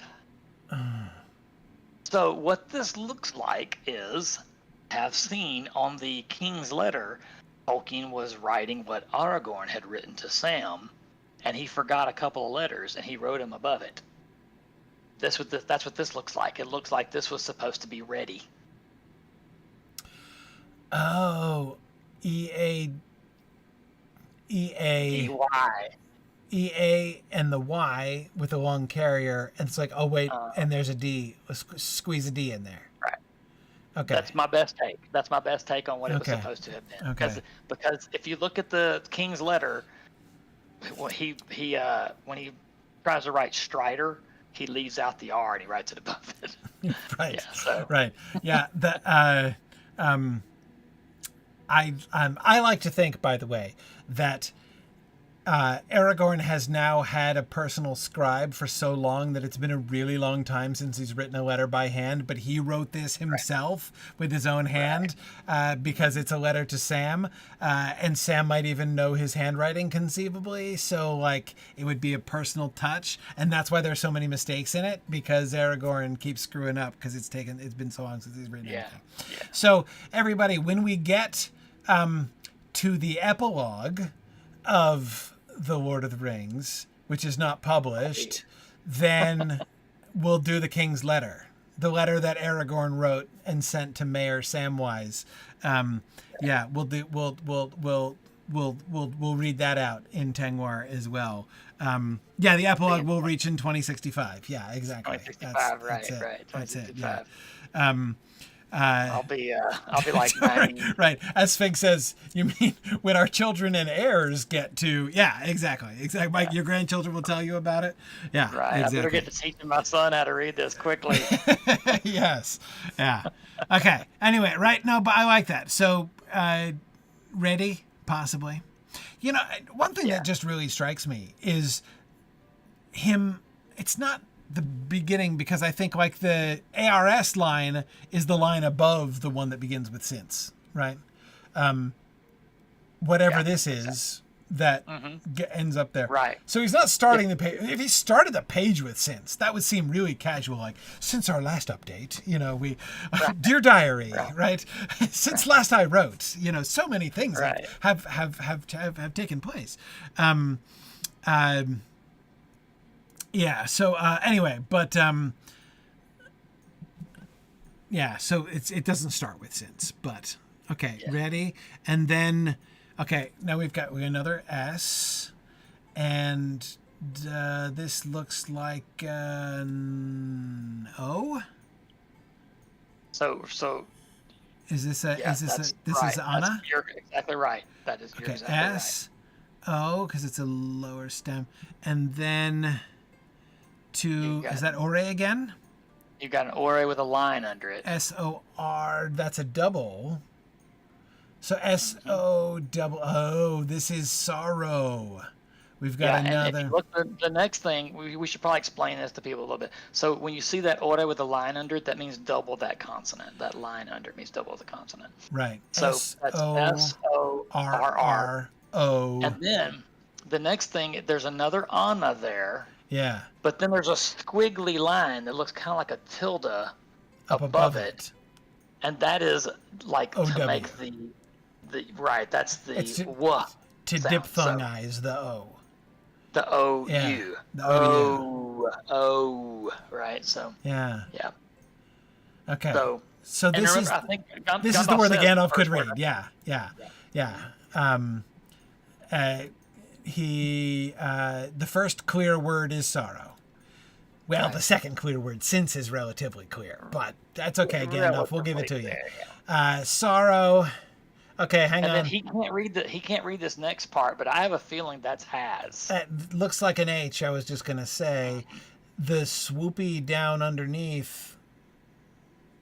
As the essay. That's the Z, right? That's what I think. Yeah. Sorrow has befallen us, or sorrow has descended upon. Depends on how poetic we think Ori is being here. Right. And then the next thing that he says he can read, I can't read anything unless it ends with Esther. Oh, this is his piece of right. Yes, but the rest of the line is lost, which is certainly true because it's completely cut out, unless it ends in Estra, he says. So, Gandalf, so you can see why Gandalf he thinks says that's that. an E. Right. Well, to the left of it's a Yanta, and then there's a Silme that's kind of hidden. Okay, so this is because the Yanta up above, the Yanta, the one that looks like a little Greek lambda. Right. That's that. He makes his Yantas really swoopy, like really almost horizontal, right? Horizontal with a little tiny foot. That's his. Yeah. That's his E, basically. So you can see why Gandalf would think that was an E, and then he thinks this is an S. Yeah, the S is a little fishy. S is a little. I buy it. Yeah. And then that Tinko is a little too. The Tinko is a little too far with the bow. The bow, if you're going to be writing T's, you shouldn't make the it shouldn't bow connect. Touch. Yeah. Because then it looks closed. It'd be like a P. It looks like a P. Yeah. And then there's the R and the dot. That's the Ore and the dot. So there's ESTR schwa, right? So that's Estra or Esther. And so Gandalf says, unless it ends in Estra, right? So it ends in Estra. Yeah. And then he says, yes, it Yes, must it's be Estra followed by Yester, followed by day. and that's And clearly a D. this is pretty cool because you can see what he's actually seeing here, and you see why he pieces it out that way, because when he's looking at that side of the thing, he's like, I don't know what this says unless it says Esther. Estra? Then he goes, Yeah. then he's like, okay, let's just give up, go to the next line, and he And goes, he's like, oh, yeah, it's the next day. line, Yeah. the next line's day, so we're missing the Y, so that must say yesterday. Yeah, exactly. And, so this is a D, that's an A. And then that double dot double is the, dot. the double dot is like the I / diphthongizing Y. of it again. Yeah. Exactly. So now I know I'm picking up my vowels here in Westron mode, right? So we've got the A with the double dots means AI or AY, and the O with the U squiggle is OW. So I'm piecing. Okay. Yesterday. B, that because it's got a closed bow under it. Correct. So Correct. B, and that's an E. Ooh, what a non-swoopy yanta that is. B, E, I, and then this is the ng. So shouldn't that have a down stem? I guess it's covered in blood. not for the NG. Not for the NG. Oh, not for the NG, right? The NG is on yeah. the same. It's on the nasal line. Yeah. Right. Okay. Yeah. Sorry. Go up. Scroll up a little bit. Right there. Yeah. Here. Okay. Right. Okay. Yeah. Being the, and this is one of those shorthand.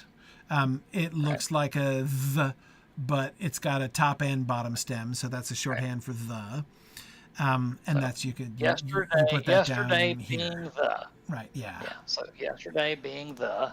Yesterday being the. THI. That's just No, that's not. Hang on. E. Yes. This is the TEN 10th. Exactly. Being the 10th of. Right. Yesterday being the 10th of. And this is our month. I'm so excited. So this is November. NOV, that presumably is a tall stem that's ripped off. Right. Another tiny little yanta. November. And then that line means it's above MB. the B, that's a nasalization line. So right. So it's a B with a line. And that's R. That's an ore with a double dot. No, with a dot under it. It's just a. So that's. Oh, that's the end of its bow. November, right? November, right? Yeah. Okay. So sorrow has. No. And then yesterday being the 10th of November. Being the 10th of November. Okay, so no, it does say, in fact, he did write November, the English month. Okay. Right. Well, I know what you're referring to. You're referring to when you're talking about, I wonder if he really wrote the calendar. November. Yeah. Well, Tolkien did, but that doesn't mean that Right. Ori did. Exactly. It doesn't mean that Ori did. Yeah. So if he didn't write, really those months, the 10th of November, it isn't going to be the 10th either. It's going to be a different day of their month because they don't align perfectly anyway. So. Okay, now everybody knows what this says. Right. And this is a big fancy capital letter. BAL. Is that kind of wine? Or is that just a blood stain? It's not supposed to. It's supposed to be blood, I guess. Yeah. Okay, BALIN. So that's Balin in Tengwar with the fancy capital letter. BALIN. Balin. Right. Lord, that's a big L O, which is the one that looks like backwards U. LOR, the one that looks like N. That's Ore. Yeah, Ore. Lord, and then the D, double bow, no close. Lord of, the same of word. This one here, of. Lord, wait, I lost it. Balin, Lord of M-O-R.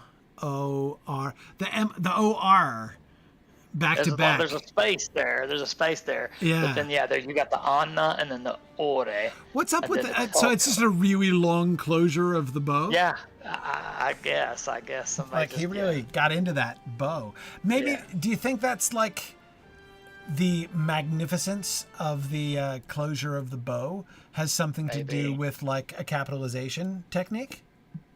You think? Maybe, yeah. Because we do have the double line at the beginning. And then, anyway. So you notice that all of the R's are Ores. Yes. On this. We haven't come across a single Right. Normally you would see the Roman for the Moria. R's that are followed by an I. Right. But in here you're seeing, Okay. And so that's just a Westron mode thing? Yes, there's a couple that way, but down at the bottom you're going to see that we're going to see Roman. You're going to see Roman, and it may be an accident. All right, we'll see what we got. Okay, Moria. Oh, hang on a second. I got to reopen my chat, which just quit unexpectedly. Okay. Okay. So Moria. That's an F. Right. Because it's an upper stem, which means it's a fricative. F-E, fancy double L, fell. Boy, is that a fancy, what a beautiful double L that is. Right. Fell. So yesterday, being the 10th of November, Balin, Lord of Moria, fell. In I-N, no close, so it's an N, not an M. In D, because it's a downward double bow. D, it fell in dim. This will be Dimril. D-I-M with the closed bow. R, Ore again.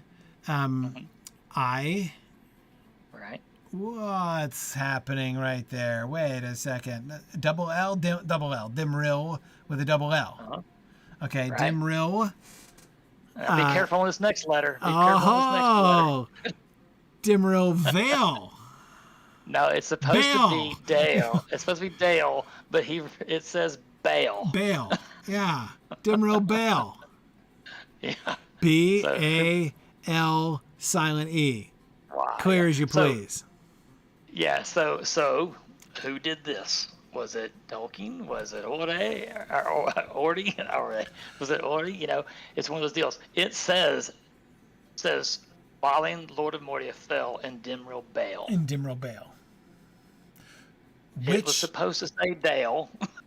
Which is a funny pun also. I mean, it was a baleful day. Right, Gildalwyn, exactly. He was thinking of his death. Yeah. Right. Yes, certainly. Right.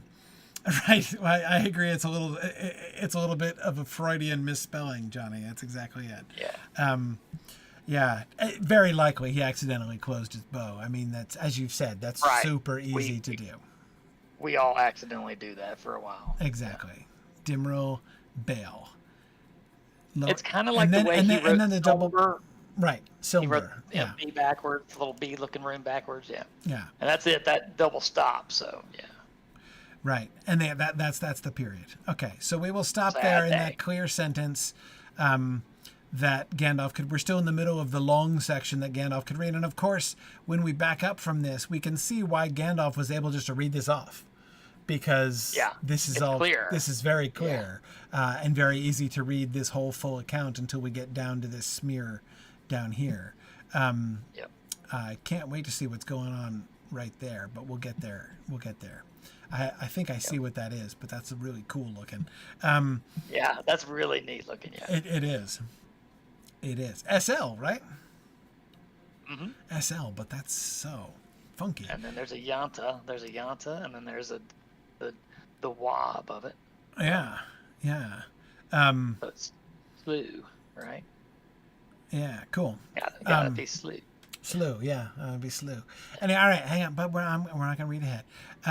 Okay. But I can already see the capital M. That's really interesting because we've almost never had. It starts to stick out at you, right? It starts to stick out because the capital letters, like we were only doing capital letters for names of people, and that's Mirror, which is definitely Mirror. Yeah, it's definitely Mirror.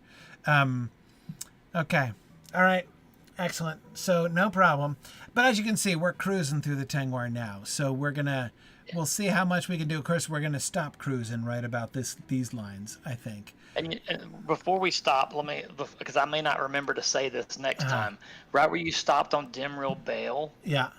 the Roman, which we usually use for R's that are followed by a vowel, Yeah. you can see that the second word after where we stopped starts with a Roman. Oh, there it is. That's a W here. That's a W here. Yeah. He's using. And you'll see that I wrote that on the chart there. He's using Roman for W. Mm-hmm. Well, I guess since in English mode we use Anna for we use Vala for W normally, right? Right. But we're vowelifying that in this mode, so Right. Exactly. We gotta do something else. Okay. Right. And Exactly. since he wasn't using the Roman anyway, well, it's fine. Right. Might as well put it to use. Exactly. Okay. All right. Exactly. Okay. So back to page 2 next time. Yeah. However, like on the doors of Balerion, on the Holland Gate, the Tengwar there uses Silman Nuquenna for Y. So there are some crazy things you see every now and then. So, yeah. That is funky. An upside down S is a Y? Weird. Mm-hmm. Yeah. Weird. It's just how they used the Tengwar at that time, Yeah. So. Okay. Interesting. Well, we will keep track of that as we go. But of course, in case you're wondering, how is it that we sort out the different modes? How do you know what the letters mean? If these individual letters stand for different sounds in different modes, how how do we even make up these charts? And the answer is by looking at things like this and seeing how they're used. You either read everything and take a long time to study it, or you download the spreadsheet that I made.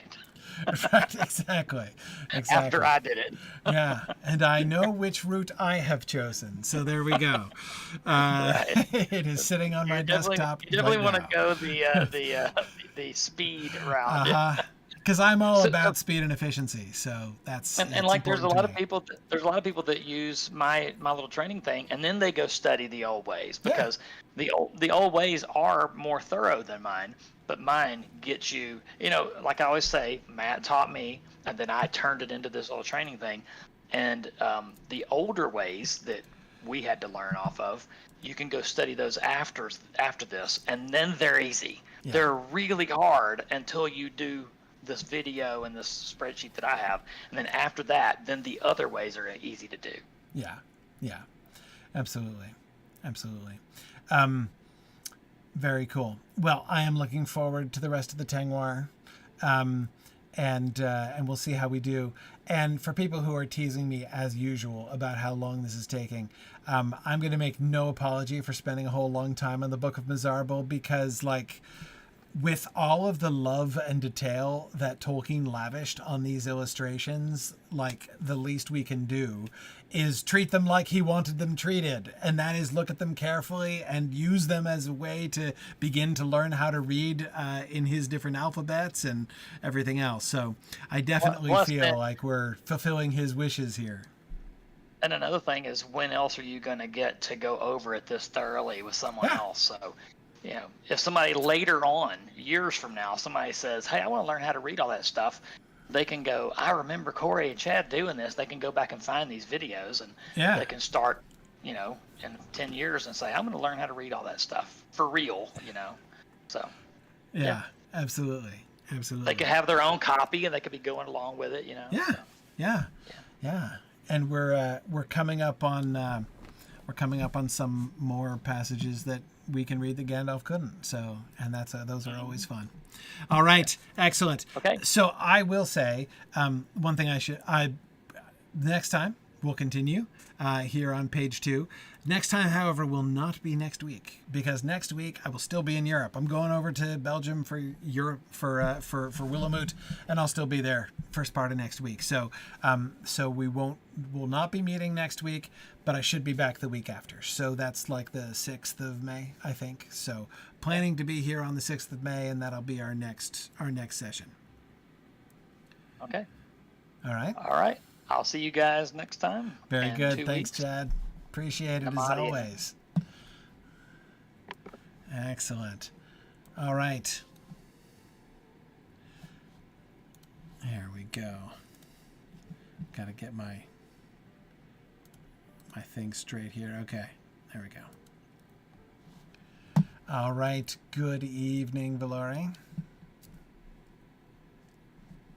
Happy birthday, Valori. Yes, happy birthday. Oh, hang on. I'm not getting your audio here.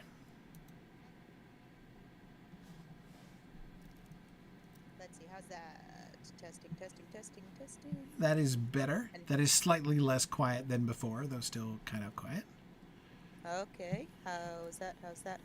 Let me see. I think I can turn you up a little bit here. Yeah, I Make think it you a can little do it from simpler. your end. Okay, keep going. Testing, 1, 2, 3. That's Twas better. Balik in the Swivitos. Okay. That's well, better. Yay. Okay. All right. So fun stuff. So, just I'm not sure if you noticed in chat, but a lot of us were starting to think that those blank areas, like, have, in their haste, do you think Gandalf and the others would have considered that there might be moon runes or fire runes or water runes or something similar that would be hidden? That's the kind of thing, that's like the general direction I was sort of wondering in when I was looking at those dots at the bottom of the page.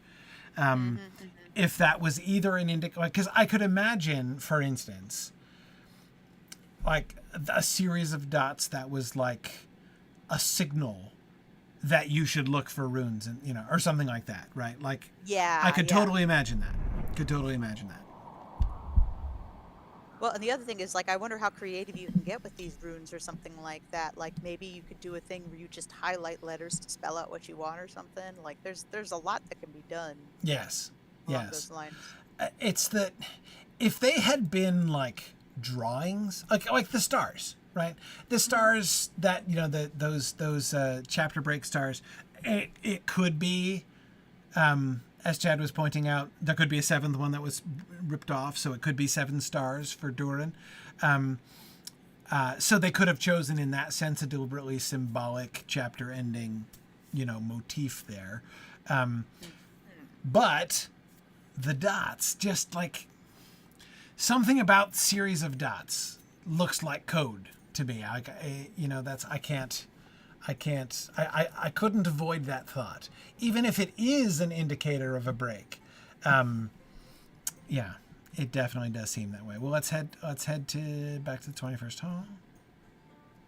Okay. I know we're not gonna have too long tonight because it's already super late, as usual. Yep. I'm getting my nose down in the manuscript, and as anyone who's ever done that kind of manuscript work, like, knows, it's completely absorbing. Like, you lose all track of time when you're doing that sort of thing.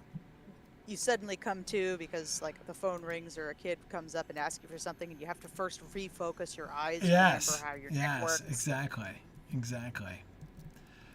Yeah. Okay, so let's head back to, because I don't think we didn't find another milestone yet. No, not yet. Nor did we find another stable master. So back to the Eastern Crossroads. Yeah, what are we heading towards? Red Load or something like that? Yeah, vaguely. Red Horn Load.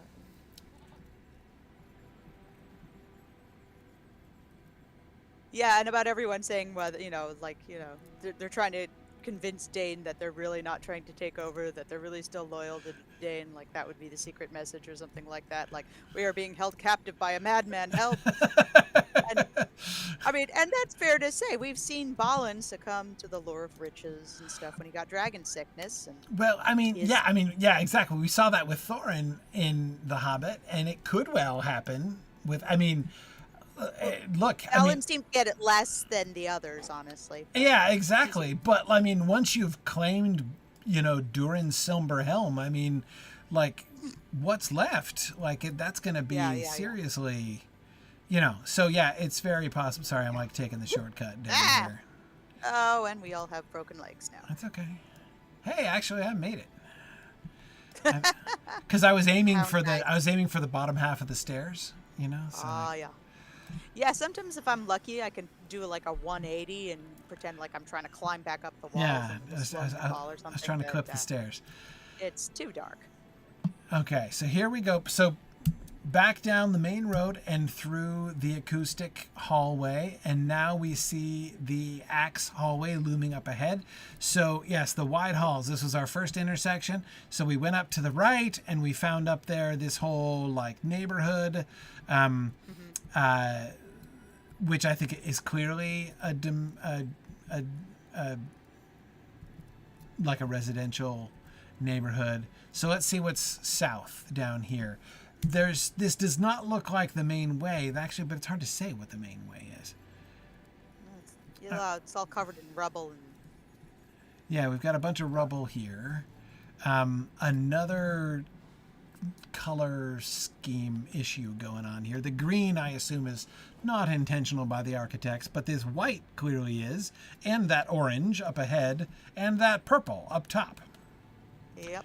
Okay, so we've just come south of the main road, and south of the main road we immediately have, if we imagine without the rubble, we've just got stairs down to this landing, which goes up and down. It goes down to what is a very nasty swimming pool. The question is this a pool that was once nice and is now nasty? Or was this something else and it's now a pool? Like, do we think this was originally a water feature? Well, the orcs are specifically called defilers, which kind of indicates that this is a new occurrence. Yeah, well, I mean... Especially got all the little bottles over there. Right. And a big pot. That defilement has happened, I think, is clear. Yeah. The question is this water that was defiled, or was this a recessed area? Like how we had the recessed... well, it's not very deep. I mean, the cauldrons here at the side... This looks like a smelting pot. Like, this looks like a place that would have been used for... pouring liquid metal for large structures over here, because these look like dwarf-made items over here at the side. And you can see the floor. The floor is decorated like floor. Yeah. It's very shallow, too. Extremely shallow. You wonder if they put molds in here and the water was to keep it, like, tempered or something? Like, if it was hot watered, it would keep whatever mold it was shattering. Along the side, those are benches. Oh, are they benches? They're Aren't just they? putting their junk all over it? Yeah. Yeah? But what about the smelting pots and the runoff trough? What, like over here? Yeah. Well, what, you think it was like a hot bath or something? Well, this is an orc thing. This is a little orc cooking. Oh, no, range. not this guy over here. Oh, Not this over guy The here. little brick structures. Oh, Yes, yeah, this is dwarf made. No, that's original. Yeah, you're right. And it looks like a smelting pot, something you'd use and you'd get all the scum off the top to purify Oh, it. yeah, no, and that's a channel to pour the stuff down. Oh, what are we doing down here then? Yeah, it would make sense if the water was sort of like warm, and then if you put a clay mold in here, it wouldn't get shocked by the hot metal being put in. So they're pouring molten metal down these channels into this whole big pool area? I think you'd put all your temporary molds in there, like with water at a very mild, warm temperature to keep it. Right. So there would have been something. It wouldn't just been like spilling down onto the floor or into the pit. They would have put something under here, like a mold under there. Yeah, and then you could still use this as a hot bath in the off season. Right. So if this was full of water, but full of, as you say, warm water, to help the molding process. Maybe possibly even being lit by the fires that are heating up the crucibles. Right, possibly. Okay, and so yeah, that's right. why they've made Yeah. this so nasty, because it was, in fact, not only originally a water feature, but originally a hot water feature. Yeah, or at least warm enough that this stuff can thrive in it. Yeah, so it's taken to defilement relatively easily Yes, because of it looks that. like they're actively cultivating something. Oh, for nasty in sure. here. Yeah, no. What are This these is little boobos things? What are these, like eyeballs or like giant pimples? What are they? heads? I wasn't sure. They look like something you'd see in a really gross ASMR. Yeah. Yeah, all those But spherical things. the benches are interesting because the benches would be would be useful for swimmers. But also, like, what if coming down here to watch the crucibles pull the melted stuff into the molds was like it's just a fun, relaxing pastime? Or it's like yeah, and you could hang out here. It's like combo, workroom and steam room, right? So you got like a Yeah. bunch of dwarves sitting here in towels watching the molds get poured, Oh, and yeah, and some of them work in the cold areas, and this is a nice little respite, or the Yeah. elderly ones who have trouble staying warm. Yeah, exactly. This would be a nice place for them. And you'd sit and you'd talk about Durin and your thoughts and the lore and all of that. This is interesting. So what's interesting to me is that what we're finding right away. So we came down. So the north off of this hallway was a whole residential area. South off of this hallway is immediately a work area. We didn't see anything like that up in the north. No. Let me see what happens upstairs. Is it just an overlook? Do we think? Yeah. Let's see what's up. We got a bunch of work crap. But so no, here's another pot. Oh, we're pouring from up top. Whoa! Oh, hey, I look, this see. has got a little Whoa, channel in whoa. here. Okay. Where does The that lore go? deepens. Trying to figure out which way you went. Okay, I'm trying to. Sorry, there you I'm go, up. sorry. I'm up on the balcony, just at the top of the. So when we came down the first stairs, go up instead of down. Oh, okay. So we're back where we came from. Back Okay, where we I came gotcha, from, I yeah. gotcha. I forgot to mark And your that's- icon. And then check out what's at the bottom of the channel over here, because this is awesome. This is not a mold. It's a little hole, like they're diverting this somewhere. Oh, interesting. That is. I wonder where it goes to. Yeah, so the molten metal would run into that hole, and then somewhere. Is that the mold? Out. Well, it could be. If it's Yeah, a I small mean, mold underneath it, It does look like it's made out of different material. it like, does. And molds are generally temporary because you often have to break them. So, Yeah. And it does have. Okay, it looks like it's made of wood Yeah. I'm not sure if or clay. maybe the wood is just used to house sand or something. Maybe. Like- Because it doesn't look like it goes anywhere. Like down Yeah. the hole and then away. No. But I mean, I agree, Colin. It seems very strange to have a mold right next to a 20-foot drop. Like that's a little bizarre to me. That's why I thought maybe it was like went down the hole through a channel and then like died through down for some reason. well, yeah, especially if people are swimming down there. That sounds like a big accident waiting to happen. A couple Well, of yeah. lawsuits, Watch out, those spectators. We're pouring the Yeah. mold right above your head. Molten gold coming down here now. And then, what is it? And then a This is couple where of they do dwarves going, "No, I wanted to go this way." Right, exactly. Which you could believe. And yes, Chaos Deer, I was also thinking that looks like a tiny mold for such a big pot. That's another reason why I was thinking it was maybe the mouth of a channel instead of yeah. a mold. Oh, look, here's another pot pointing into the corner more safely, and it's got the same kind of mold thing under it. The other thing is, what if the mold goes down further into the wall than we thought? Maybe if it's for something like really long, like steel support beams or something, or Maybe. rebar Maybe. before it's twisted. Yeah. Now, Nancy, I agree that what is in the pots right now is not molten metal, but whatever nasty green stuff the defilers are making, and they do seem to be biohazard. using these to be filling their little bottles, right? But that's clearly a repurposing of, like, they didn't build these. The orcs No. clearly did not build these. Like these little stoves are the orc work, right? Which are clever enough, right? But I mean, the little stoves are kind of cute.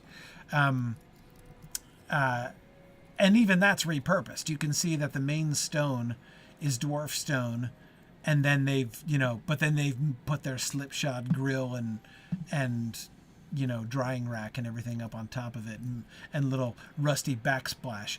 But It still looks like a barbecue grill, which also Yeah. adds to a lot of questions about orc hygiene and Yeah. safety practices. yeah, no, absolutely. Anyway, so like that's what. So obviously, clearly, this like very carefully laid mason work is not orc work. So yes, it's clear that the defilers are using this as a way to both brew, like they're like, hey, look, pots over, a flame pit, perfect for brewing things in large quantities, and a channel that you can pour it into. So, because we don't want to take a huge,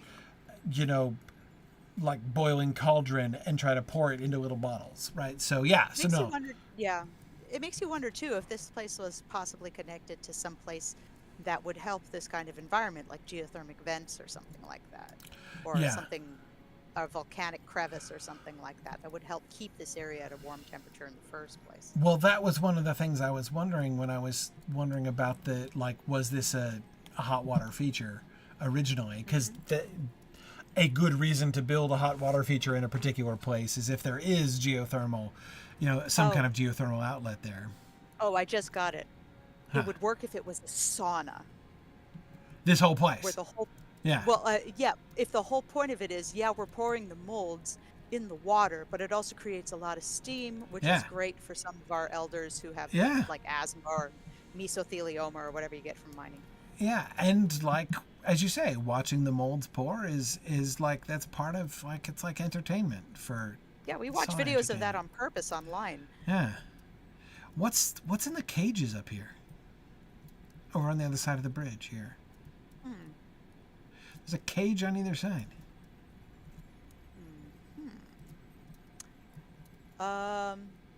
Looks like the garbage pile.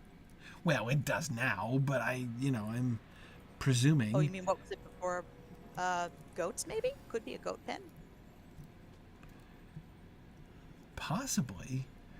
There's no outlet over here, so it's the only thing here on the other side of the bridge. So we've got, you come down from the main road and you either come up here to the mezzanine version, which is far away from the water, but you can still work the molds, or you go down to the downstairs version where you can sit by the steamy pool itself and watch the molds being poured and take your chances with the molds being poured right over your heads. But then there's this bridge from the upper mezzanine section across to the far side, which has no molds being poured, but just cages.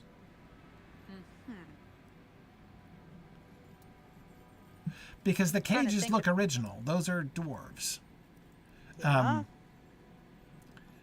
trying to think what that would be good for. Like maybe keeping wood flexible and from drying out or something, like green wood? Like if they have to bend it into different shapes? Yeah. Now, Rowan points out these beds are dwarvish beds. They're repurposed. Yeah. And made the into top bunk beds. is added on, yeah. Yeah, it looks about as dangerous as my kids' bunk beds. Yeah. Well, but these are, after and there 10 were years. beds on the far side. There was, the same stone beds on the far side. So this is like a bunkhouse up here, A barracks? apparently, or could be is this where the?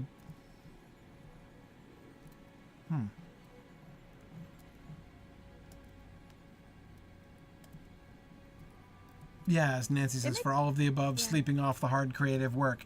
Yeah, so either like it's like a nap space for the old dwarves who come to rest their arthritic limbs down by the hot water. They can come up here and take like a nap. Or spend the weekend, like just a Yeah. weekend spa kind of thing. Exactly. Yeah. Yeah.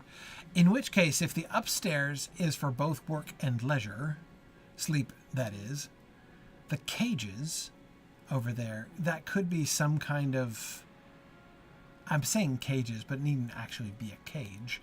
It Could be screens. right, some kind of like more private suites or something. Or something to keep like any like ash or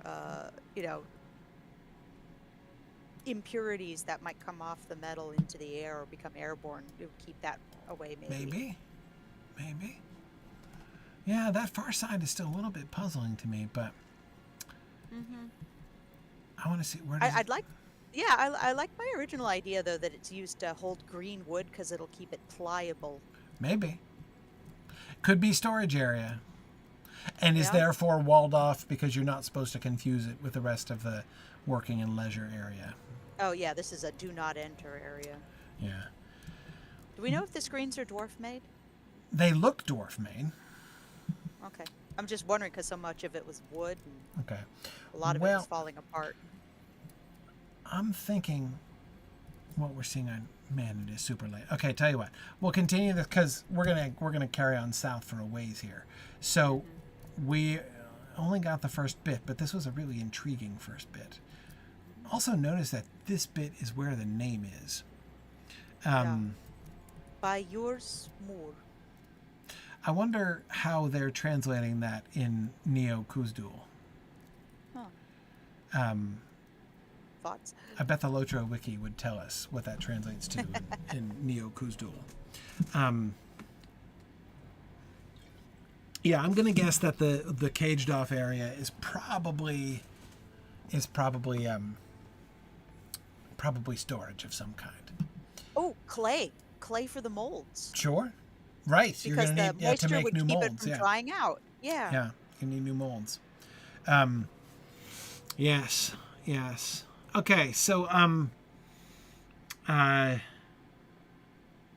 cool. All right, so let's stop here. Next time we will continue south past this, into that what looks like a neighborhood, because I was expecting a symmetrical neighborhood, not exactly symmetrical necessarily, but a corresponding neighborhood to the south of the road that would correspond to the one to the north of the road. And at first here, it looked like we were getting something quite different. But I think just from our little peek around the corner there, I think that south of here might be what we see. So we'll see if we see that, and then we will continue on, if we get a chance, on maybe towards that next... our goal next week will be to find that stable master. All right. Because then we'll have a new stable master in a to fortnight. get to. In a fortnight. In a fortnight, yes. Not next week, but the week after. We'll make our way through the southern neighborhood and towards that stable master. All right. Very good. Okay. Thanks, everybody. Thanks for joining us. Sorry I keep being really late, but one of these days we'll be done with the Book of Mazarbul, and I'll stop getting distracted. So, all right. Thank you, everybody. Happy birthday again, Valari. Thank you. And really appreciate it. I'm glad to spend it with you guys. Yeah, that is fun. And we will... yes, Nancy, I have a suspicion that a good deal of Belgian and German chocolate is going to be eaten next week, so we'll see how that goes. Anyway, yes, several chocolate tours planned, I believe, last I saw. So, anyhow, we'll see you guys in a fortnight. Thanks, everybody. Good night now. Night.